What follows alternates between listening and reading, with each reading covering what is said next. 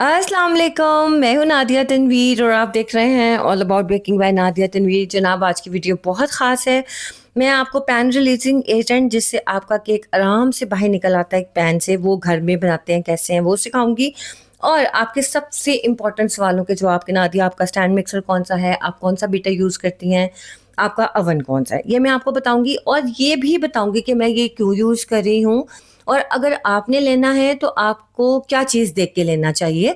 आप किसी भी ब्रांड का लो, लेकिन कुछ खास चीज़ें होती हैं जो देखी जाती हैं, उसके बाद आपके लिए आसानी हो जाती है अच्छी चीज़ खरीदने में। ठीक है, चलिए जनाब वीडियो करते हैं स्टार्ट। ये सब सीखने के लिए नजर मेरे हाथों पर रखिएगा और मुझे सुनते जाइएगा। सबसे पहले मैं आपको अपनी इस बीटर का बता, ये स्टैंड मिक्सर है, इसका मैं आपको बता दूं कि जनाब ये मैंने आज से 5 से 6 साल पहले ख़रीदा था। एक ऑनलाइन स्टोर था, वहाँ से मैं और मेरी फ्रेंड्स हमने 3-4 इकट्ठे मंगवाए थे ये वाले स्टैंड मिक्सर। जब भी आपने कोई भी अच्छे ब्रांड का स्टैंड मिक्सर बाय करना है, आप कंफ्यूज हो रही हैं, सबसे पहले तो आपने देखना है कि इसके जो बाउल है, ये जो सामने आपको सिल्वर बाउल नज़र आ रहा है, इसकी कैपेसिटी कितनी है। कोशिश किया करें हमेशा बड़ी चीज़ खरीदें, छोटी चीज़ खरीदने का कोई फ़ायदा नहीं है। कभी अल्लाह ताला जब आपके काम में बरकत डालता है तो आपको फिर बहुत मुश्किल हो जाती है छोटी चीज़ के अंदर। ठीक है, हमेशा बड़ी चीज़ बाय करो, ज़्यादा पैसे आ जाएँ तो फिर आप छोटी भी बाय कर सकते हो। अब ये मेरा जो बाउल है, ये 7 लीटर का है।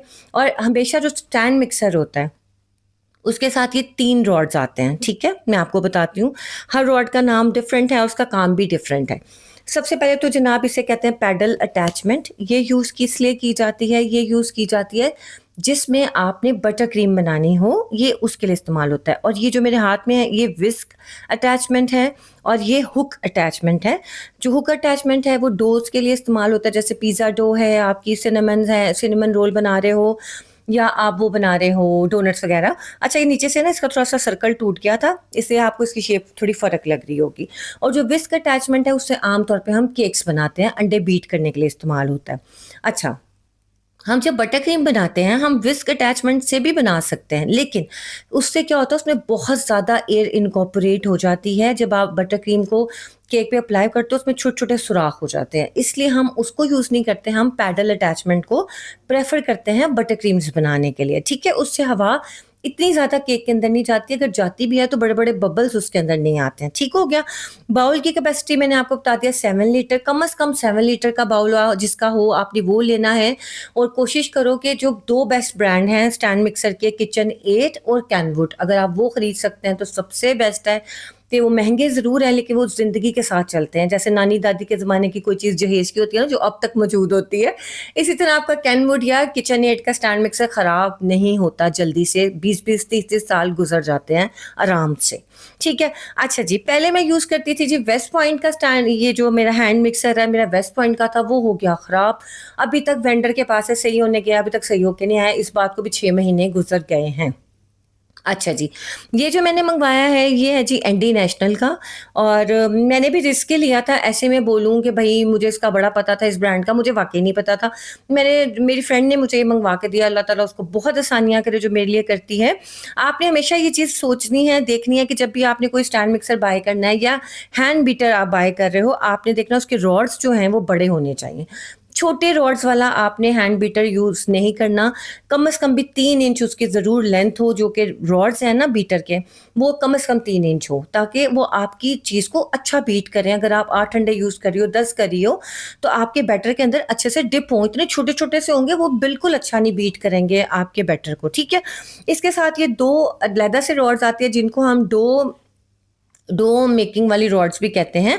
लेकिन इसको यूज़ करने का तरीका ये होता है कि हमेशा इनको ऑपोजिट डायरेक्शन में लगाया जाता है, एक दूसरे के साथ जोड़ के नहीं लगाते हैं। ठीक है, यानी कि इनके जो फेसेस हैं वो ऑपोजिट डायरेक्शन में हो। इससे आपकी डो बहुत अच्छी गूंदी जाती है। उसकी वजह ये होती है कि जब ये आप अंदर की तरफ इनका फेस कर देते हो ना, तो क्या होता है, आपकी डो उठती जाती है, वो ऊपर चढ़ती जाती है बीटर की तरफ। लेकिन जब आप इन्हें बाहर के रुख करके लगाते हो ना, तो फिर क्या होता है, आपकी डो अच्छी गूंदी जाती है। लेकिन एक बात मैं आपको बता दूं कि आप इन रॉड्स के साथ जब भी डो नीड करते हो ना, तो आपकी डो जो है बहुत ज़्यादा टाइम भी लेती है और आप थोड़ा सा थक भी जाते हो।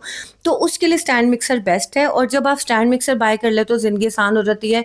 आप जो है बस चीज़ें डाल के आप अपने काम शाम करते रहो, उसके बाद आके आप बार बार देख लेते हो। तो ये देखिए इस तरह के जो हुक्स होते हैं उनको आपने ऑपोजिट डायरेक्शन में लगाना है जैसे मैं लगा रही हूँ, ताकि आपको आइडिया हो जाए इस तरह से। अगर तो आपके हुक्स इस तरह से हैं तो आप लगाएं, लेकिन कुछ लोगों के हुक्स जो होते हैं यू शेप में भी होते हैं। जो यू शेप में होते हैं ना, वो मुझे नहीं लगता सही होते हैं, वो बिल्कुल अच्छी डो को नीड नहीं करते। ठीक है, अच्छा जी, ये जो हमारा हैंड बीटर है इसके कौन से अच्छे ब्रांड्स हैं? वेस्ट पॉइंट है, फिलिप्स है, ब्रॉन है, बड़े सारे अच्छे ब्रांड्स हैं। लेकिन आपने सिर्फ ये देखना है कि आपका जो बीटर है उसकी कैपेसिटी 300 वॉट से ज़्यादा होनी चाहिए, इससे कम नहीं होनी चाहिए, क्योंकि वो फिर बहुत मुश्किल होती है, बहुत टाइम लेता है वो आपकी चीज़ को बीट करने में। ठीक हो गया। अब मेरा स्टैंड मिक्सर जो था, इसका ब्रांड कौन सा है? सिल्वर क्रस्ट का था ये वाला, और मुझे आज से 6 साल पहले या 5 साल पहले 21,000 का पड़ा था डीसी के साथ। क्लियर? ये चीज़ अब आप देखो। अब मैं आपको अपने ओवन का भी बता देती हूँ। जो मेरी पुरानी यूट्यूब फैमिली मेंबर है उनको तो पता ही है कि मैं कौन सा यूज़ करती हूँ। ये है जी मेरा सिग्नेचर का ओवन AC24। वैसे जितना मैंने सिग्नेचर को प्रमोट कर दिया ना, सिग्नेचर वालों को ना मुझे कुछ 10-20 ओवन बेचने चाहिए। अच्छा जी, मैं एक बात सुने आपको बता दूं कि देखिए ये मैंने सब चीज़ें आज से 5-6 साल पहले की खरीदी हुई हैं, सिवाय ये जो अभी मैंने हैंड बीटर आपको दिखाया, क्योंकि मुझे तो नहीं पता था कि मैं कभी यूट्यूब चैनल बनाऊंगी या मैं कुछ ऐसा करूंगी। तो मैं कोई किसी भी ब्रांड को प्रमोट नहीं कर रही हूँ, ना ही उन्होंने मुझे स्पॉन्सर किया है। मैं सिर्फ वो चीज़ बता रही हूँ कि जानी ये मैं यूज़ करती हूँ, तो आप ये देख लो। ठीक है ना? अच्छा, जब भी आपके पास इस तरह का ओवन हो, कोशिश करो बड़ा ओवन खरीदो, छोटा ओवन मत खरीदो। अल्लाह ताला काम में बहुत बरकत डाल देते हैं और फिर आपको बड़ी मुश्किल हो जाती है छोटे ओवन में। कोशिश करो थोड़े से पैसे और डाल के बड़ा ओवन खरीदें, ज़िंदगी भर आपको आसानी रहेगी। मेरी बात लिख लें, मैं बड़ी अच्छी टिप दे रही हूँ। अच्छा जी, अब इसमें ना 6 हैं सेक्शन, यानी कि 6 जगह पे आप अपने ये जो आपका रैक है ना, कि बेकिंग रैक सिल्वर ये वाला, इसको आप लगा सकते हैं। मैं हमेशा मिडल रैक पे बेकिंग करती हूँ, नीचे वाला रॉड ऑन करती हूँ और नीचे मैंने जो है एल्यूमिनियम फॉइल ज़रूर लगा लेती हूँ। उससे क्या फ़ायदा होता है कि आपका जो है ना नीचे से ओवन गंदा नहीं होता। शुरू में मैंने इस चीज़ पे इतनी तवज्जो नहीं दी थी, लेकिन क्या होता है नीचे वाली जो प्लेट होती है ना आपकी, वो गंदी हो जाती है। एल्यूमिनियम फॉइल से बड़ी बचत हो जाती है। ठीक है, ये मेरा सबसे बड़ा साइज़ का है। डोमेस्टिक यूज़ में जो सबसे बड़ा साइज़ था वो ही मैंने लिया था AC24, और मेरे ख्याल से 100 लीटर का है, इस तरह है, आप लोग देख सकते हो। अब इसकी प्राइस मेरे ख्याल से 45,000 45,000 है। ओके, चलें जनाब, ये क्लियर हो गए आपके डाउट्स। अब मैं आपको बता देती हूँ, जो ये होममेड जो हम पैन रिलीजिंग एजेंट इसको बोल सकते हैं, या आप इसे केक गुप भी कह सकते हैं। इससे क्या फ़ायदा होता है कि आपका केक नीट एंड क्लीन बाहर आ जाता है। वैसे मेरा तो आमतौर पे भी नीट क्लीन बाहर आता है लेकिन अब मुझे रिक्वेस्ट आई है तो मैंने पूरी तो करनी है। सो नहीं, ये है जी शॉर्टनिंग। शॉर्टनिंग मैंने कहाँ से ली थी जी? बेक हाउस से ली थी। अगर आपके पास बेक हाउस वाली नहीं है, आप अल-फतेह पे जाएँ या किसी भी अच्छे स्टोर पे जाएँ, क्रिस्को नाम का एक ब्रांड है, क्रिस्को की ले सकते हैं। अगर वो नहीं लेना चाह रहे तो किसी भी अच्छे ब्रांड की आपने वेजिटेबल शॉर्टनिंग बाय कर लेनी है। अच्छा, वेजिटेबल शॉर्टनिंग और घर में इस्तेमाल होने वाला आम ऑयल जो हम खाना वगैरह पकाने में यूज़ करते हैं, और साथ में मैदा, यानी 50 ग्राम आपकी शॉर्टनिंग, 50 ग्राम ऑयल, 50 ग्राम मैदा, इन सबको आपने मिक्स कर लेना है और आपका पैन रिलीजिंग एजेंट तैयार हो गया है।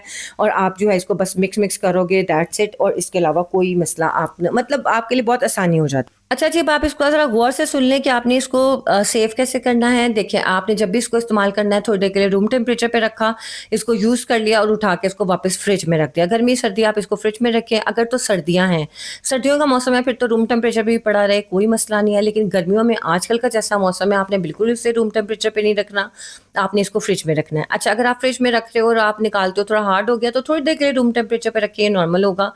अब इसको बना के आप 2 महीने तक यूज़ कर सकते हैं, या जब तक इसमें से कोई स्मेल ना आने लग जाए। मेरा नहीं ख्याल कि ये ख़राब होने वाली चीज़ है, लेकिन 2 महीने सेफ साइड बिल्कुल ठीक रहता है अगर आप इसे फ्रिज में रख के यूज़ करते हैं। अच्छा, मैंने इसके अंदर थोड़ा-सा डाला है जी वनीला पाउडर। आपकी मर्ज़ी, आप डालें, आपकी मर्ज़ी है ना डालें। मैंने इसलिए डाला है कि इससे खुशबू बहुत प्यारी आती है। आपके केक्स जब आप रिलीज़ करते हैं पैन में से, तो जब उनमें से ना एक बड़ा मज़े का अरोमा आता है। तो ये चीज़ है कि आप चाहो तो इस चीज़ को आप अच्छे से मतलब यूटिलाइज़ कर सकते हो। और ये बहुत ज़बरदस्त चीज़ है, आप बाज़ार से खरीदने की ज़रूरत बिल्कुल नहीं है। खुद बनाएँ, खुद इस्तेमाल करें। और कुछ केक्स ऐसे होते हैं जो बहुत ज़्यादा चिपक जाते हैं, जैसे ब्राउनी केक्स जो होते हैं, उनके लिए ये बेस्ट चीज़ है। इवन आप ब्राउनी के ऊपर भी ये लगा सकते हो, जैसे मैंने कल टिप्स दी थी।